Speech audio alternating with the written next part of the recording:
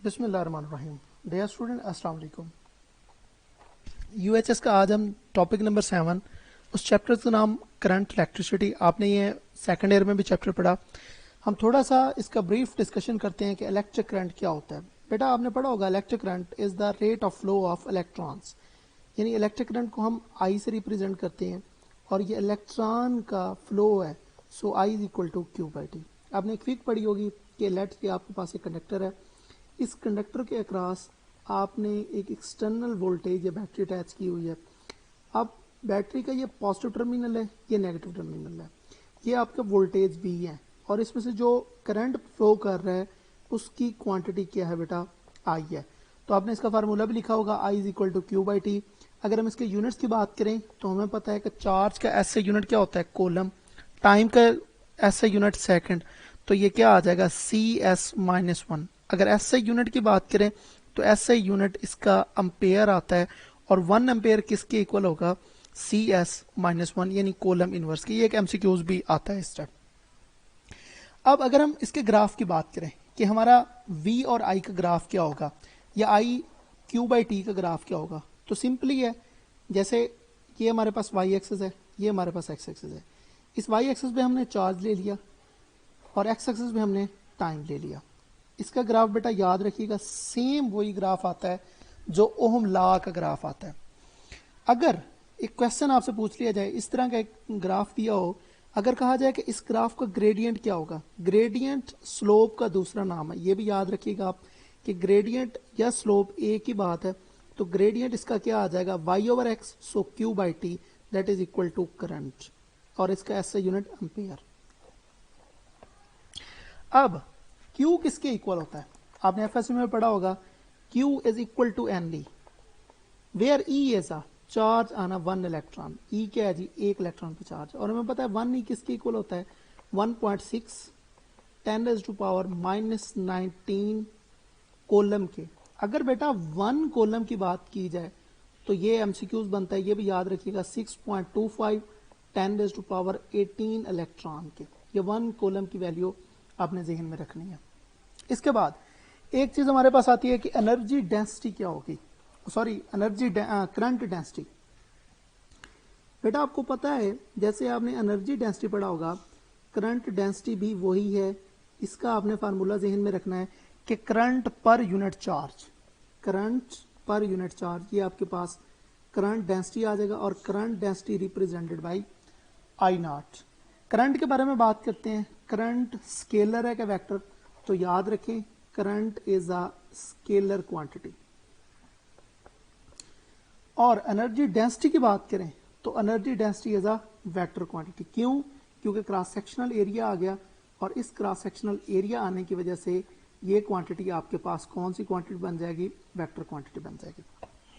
इसके बाद अगर एक ग्राफ कुछ इस तरह का आपको दे दिया जाए कि एक साइड पे आपके पास करंट है, इस साइड पे करंट है, इधर आपके पास टाइम है, ये टी मैं इधर लिख रहा हूं और इधर आपके पास क्या है, करंट है। अगर इस तरह का ग्राफ हो कि ये वाला पोर्शन इसका शेडेड है, तो इसका ग्रेडियंट निकालें तो इसका ग्रेडियंट भी क्या आएगा, Q is equal to I cross t. इसका ग्रेडियंट चार्ज के इक्वल आता है। ये एग्जामिनर समटाइम इस तरह का ग्राफ देके आपसे इसका एरिया पूछ लेता है और इसका एरिया हमेशा याद रखें चार्ज के बराबर आता है। नंबर 2, अब हम बात करते हैं कि हमारे पास करंट के सोर्स कितने हैं। आपने पढ़ा होगा करंट के हमारे पास 2 सोर्स होते हैं, या तो हमारे पास एसी सोर्स होगा या फिर हमारे पास डीसी सोर्स होगा। अब डीसी सोर्स में अगर इसकी बात करें तो इसमें सेल या बैटरी, ये बैटरी का सैंपल मैं ड्रा कर रहा हूँ जो कि डायरेक्ट करंट प्रोवाइड करता है, सेल या बैटरी है। एसी सोर्स में आपने एफएससी में चैप्टर नंबर 16 में चैप्टर नंबर 15 में एसी जनरेटर पढ़ा होगा, ये इसका एसी सोर्स है। नंबर 2, जो हम डीसी की बात कर रहे हैं, डीसी सोर्स में एक बात आपने याद रखनी है, अगर प्योर डीसी का ग्राफ पूछ लिया जाए तो प्योर डीसी एक साइड पे टाइम हम लेते हैं और दूसरे साइड पे हमारे पास करंट आ रहा होगा आई, ये प्योर डीसी का ग्राफ है।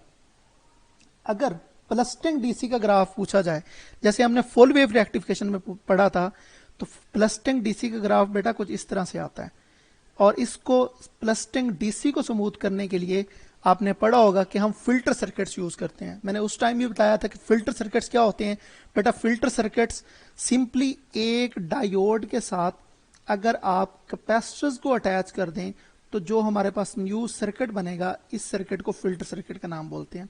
इस तरह का एमसीक्यूज भी आ सकता है कि ये कौन सा सर्किट है, ये फिल्टर सर्किट है और ये क्या करता है, प्लस्टिंग डीसी को स्मूथ डीसी में कन्वर्ट करने के लिए यूज किया जाता है। एसी सोर्स की बात करें, एसी सोर्स में हमें पता है कि एक कंप्लीट साइकिल होता है, जिस तरह पॉजिटिव साइकिल्स और ये नेगेटिव साइकिल्स। ये पॉजिटिव पीक भी हम इसको बोलते हैं और ये नेगेटिव पीक भी हम इसे बोलते हैं। ये हमारे पास प्योर एसी की वेव फॉर्म है।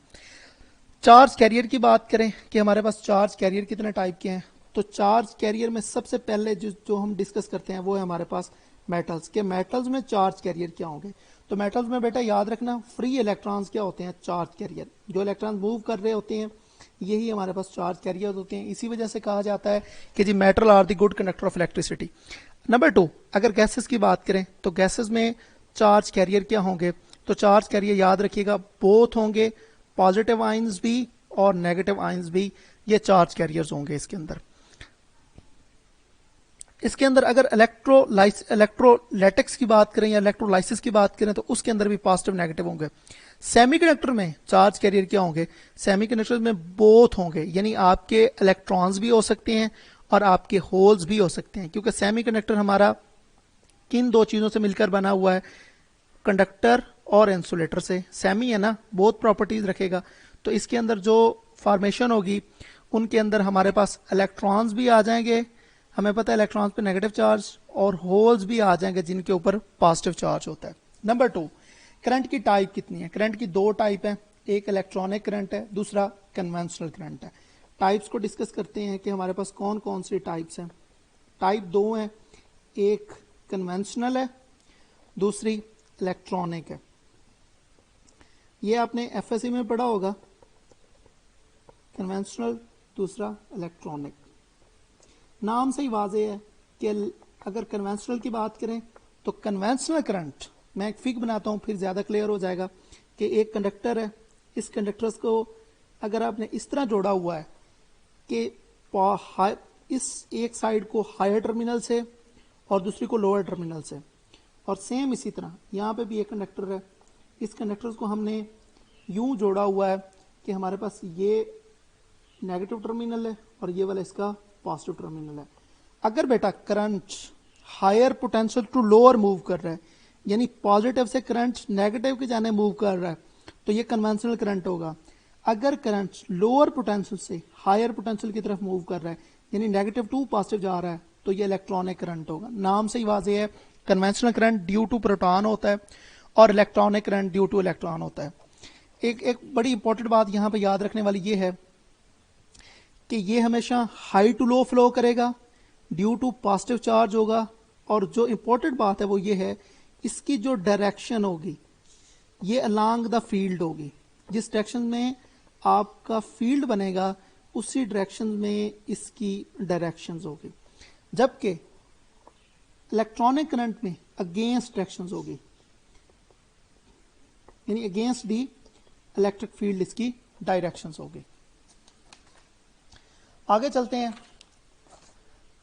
करंट थ्रू अ मेटल्स के। एक मेटल्स में इलेक्ट्रिक करंट कैसे पास होता है, बेटा आपने पढ़ा होगा कि लेट्स सपोज मैं ये मेटल्स ले लेता हूँ, छोटा सा मेटल का पीस है, इस मेटल्स के अंदर आपने पढ़ा होगा कि फ्री इलेक्ट्रॉन्स होते हैं जो कि ऑलवेज रैंडम मोशन होते हैं। ये क्या करते हैं, एक दूसरे से भी कोलाइड करेंगे और मेटल के सरफेस के साथ भी कोलाइड करेंगे।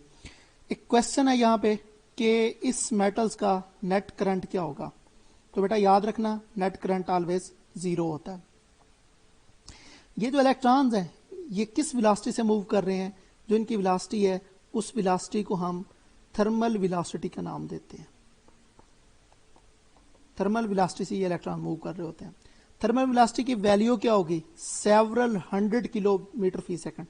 ये बड़ी इंपॉर्टेंट बात है, 700 किलोमीटर फी सेकंड, यानी kms-1 700 में होगी।